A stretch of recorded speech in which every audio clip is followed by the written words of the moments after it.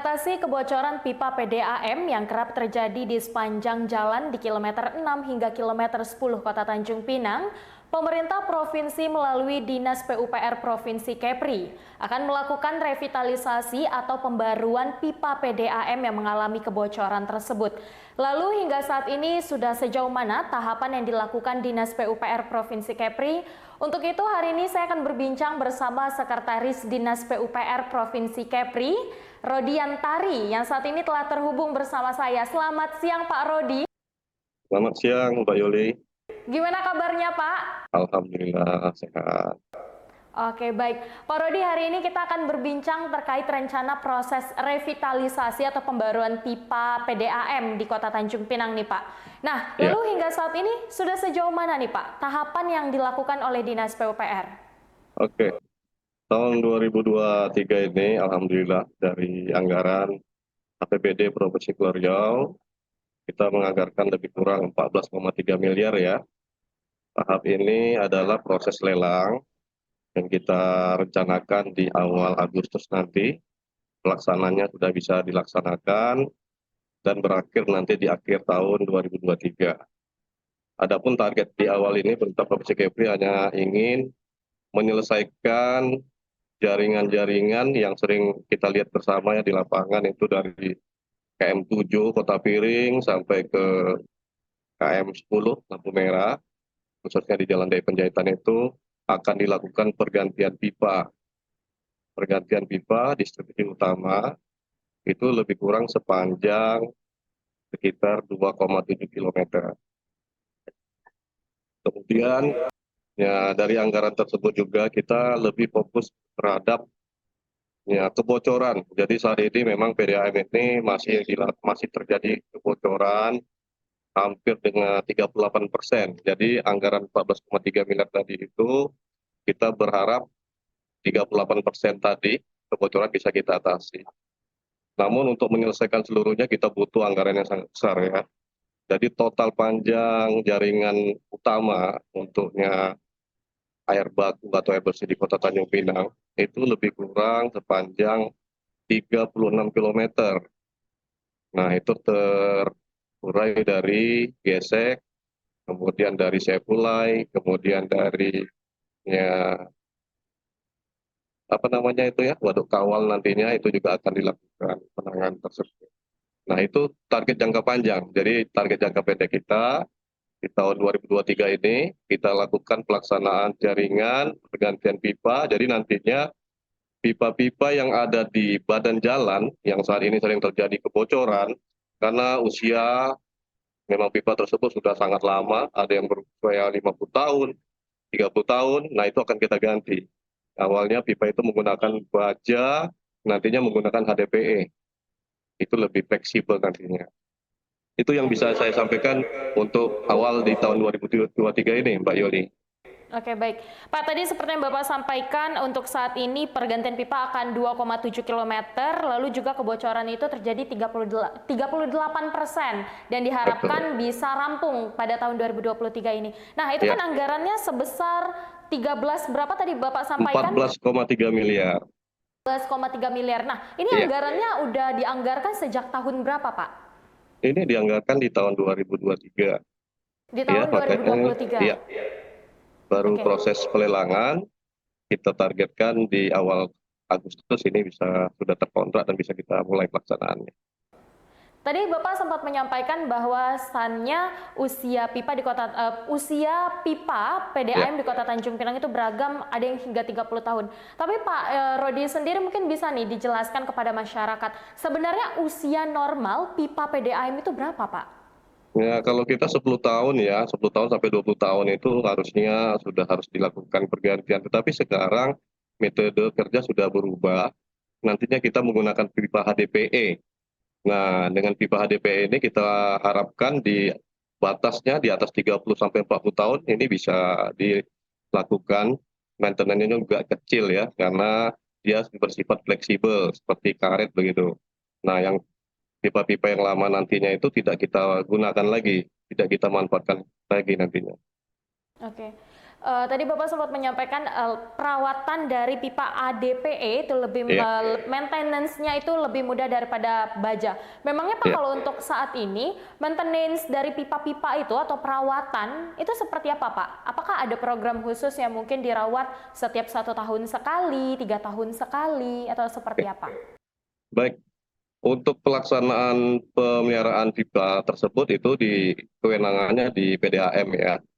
Jadi kalau kita dari pemerintah provinsi ini menganggarkan pengadaannya, pemasangannya, nanti kan tetap pelaksanaannya di bawah naungan PDAM. Nah, dari PDAM sendiri mereka memang ada biaya pemeliharaan setahu saya untuk mengatasi pipa-pipa yang bocor tadi. Nah, seperti kalau kita lihat tuh di Jalan D Penjahitan, KM7, KM8 kan sering terjadi kebocoran ya. Nah, itu penanganan perbaikan, penyambungan dan sebagainya itu di PDAM, Mbak. Oke, benar. Lalu kalau dari informasi yang Bapak ketahui saat ini, berapa sih Pak jumlah titik berdasarkan peta wilayah? Pipa-pipa ini yang bakal diganti itu berarti dari kilometer 8 ya Pak? 6 atau Ya, 8? Berarti oke. sepanjang 2,7 kilometer. Lalu Pak, ini kan cukup panjang ya Pak dari kilometer 6 sampai kilometer 10. Nah, pada saat proses penggantian pipa ini, apakah tidak ada mengganggu penyaluran air kepada masyarakat, Pak? Atau seperti apa Oke, nih? Mungkin boleh oke. dijelaskan mekanismenya. Jadi untuk tahun ini penanganan kita tuh ada 2 titik yang saya sampaikan tadi ya. Itu 2,7 kilo itu dari pom bensin Batu 10 sampai ke simpang Batu 8 Kota Piring. Kemudian ada lagi tambahan lagi nantinya 1,8 kilo, jadi totalnya lebih kurang 4,5 kilo. Itu dari depan karaoke Bagio, Bang Rio Kepri ya. Kalau saya lihat di belakang Bang Rio Kepri sampai ke simpang Batu Kota Piring ada dua pipa nanti yang diganti. Nah, ditambah 1 kilo lagi di kawasan Lanudal dari KM Batu 10 ke Lanudal arah ke Kijang. Nah, itu yang akan dilaksanakan tahun ini. Nanti mengatasi metode kerjanya adalah kita tidak mengganggu jaringan existing. Jadi pada saat kita menggali, melakukan erection pipa, jaringan yang ada itu masih berfungsi, Mbak. Jadi jaringan yang ada tetap berjalan seperti biasanya. Tetapi nanti setelah kita melaksanakan penyambungan darinya jaringan awalnya tadi dari distrik utama, itu kita butuh waktu sekitar 3 sampai 7 hari nantinya. Nah, di situ yang kita nanti akan terjadi ya, berhentian ya. Ya nanti di situ isi airnya akan kita lakukan batasan ya, seperti kita lakukan ini nantinya dari PDAM. Sistemnya buka tutup nantinya seperti itu, Mbak. Jadi untuk pekerjaan pertama, kita tidak mengganggu jaringan, jadi tetap ya air tetap berjalan seperti biasanya. Begitu. Berarti mekanismenya adalah meskipun dibangun atau ada pipa baru yang akan ditaruh di badan jalan, tidak akan mengganggu pipa yang lama ya Pak. Berarti Ya, penyaluran air kepada masyarakat tetap aman artinya. Lalu Pak, kendala nggak sih Pak yang dihadapi dari pengerjaan ini nantinya? ya. Nah, saya tambahkan sekali tadi, ya, untuk penyambungan tidak ada bermasalah, tapi nanti butuh sekitar 3 sampai 7 hari ya. Akan ada penghentian air, itu waktu kita penyambungan atau connecting dari pipa ke pipa existing, itu saja. Terus kendala-kendala ya pasti ada ya, yang pertama mungkin saya bisa sampaikan di sini kendala non teknis di sekitar ruas jalan tersebut saya perhatikan ada UMKM ya. Kemudian ada beberapa bangunan, contohnya ada Wisma Pesona, ada beberapa ruko nantinya yang ya, badan badan jalan yang kita ada ini berada di sisi lahan tersebut. Jadi nantinya kita memanfaatkan ruang tersebut.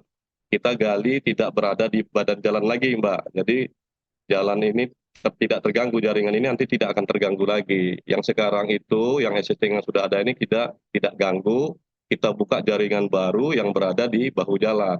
Nah, hambatannya tadi ada UMKM, kemudian ada pemilik lahan, kemudian juga ada jaringan-jaringan utilitas lainnya. Itu yang kita perlu lakukan sosialisasi dan koordinasi bersama.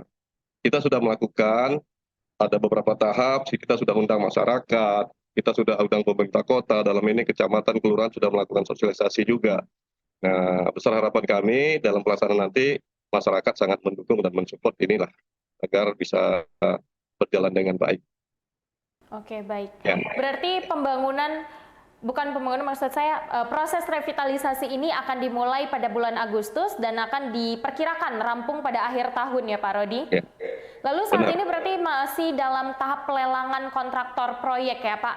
Nah, saat ini hingga hari ini Pak, udah ada berapa nih Pak CV atau PT yang mendaftarkan diri sebagai pelaksana proyek tersebut? Jadi gini, sebenarnya lelangnya di awal Mei sudah lelang ya. Kemarin itu informasi dari pejabat pembuat komitmen, proses lelangnya dilakukan perelangan ulang kembali karena ada beberapa kelengkapan administrasi dari peserta yang tidak memiliki itu, akhirnya dilakukan lelang kembali.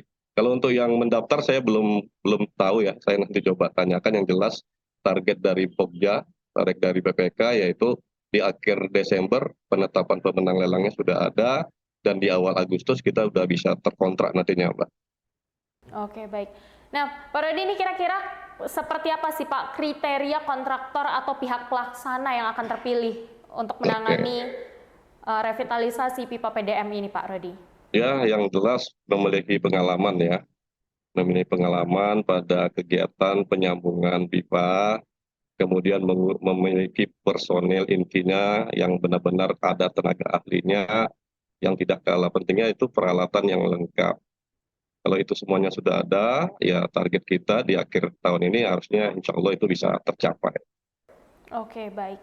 Pak Rodi, terakhir mungkin sekaligus untuk menginformasikan kepada masyarakat nih, Ya. apa Pak himbauan yang ingin disampaikan dari pemerintah provinsi yang diwakili oleh Pak Rodi sendiri kepada masyarakat? Apa nih himbauannya Pak? Ya, yang tadi sudah saya sampaikan, kami menargetkan insya Allah di akhir tahun ini 14,3 miliar tadi yang penanganannya kita lebih fokus kepada tingkat kebocoran ya, mengatasi tingkat kebocoran lebih besar, lebih kurang 38% itu bisa tercapai. Kami mohon masyarakat, khususnya masyarakat yang terdampak, dapat mensupport, dapat memberikan ya sedikitlah lahannya yang akan terkena nantinya. Kami tetap akan memperbaiki seperti semula jadi, kita hanya menempatkan pipa saja, nantinya ditimbun dan tidak akan dibangun apa-apa lagi. Itu yang kami harapkan. Ya, kemudian dari pemerintah kota Tanjung Pinang, kami juga minta bantuan supportnya, sering melakukan sosialisasi lagi, karena di sini nantinya ya kendala non teknisnya yang lebih besar daripada kendala teknis. Begitu. Agar pelaksanaan ini bisa berjalan dengan baik dan dapat langsung dimanfaatin oleh warga Kota Tanjung Pinang. Oke, baik. Terima kasih banyak Pak Rodi atas jawaban dan juga waktu yang telah Anda siapkan untuk berbincang bersama kami di program Mata Angin Ulasan TV. Semoga kita sama-sama mengharapkan ya Pak Rodi agar proyek atau pembangunan revitalisasi ini segera rampung dan juga lancar agar tercapai, yakni di bulan Desember revitalisasi ini sudah terlaksanakan dan juga selesai. Baik, terima kasih banyak Pak Rodi, terima kasih banyak pemirsa UTV telah menyaksikan Oke, baik. Terima kasih banyak pemirsa UTV telah menyaksikan Mata Angin hari ini. Saya Yuliandini pamit undur diri, sampai jumpa di Mata Angin selanjutnya.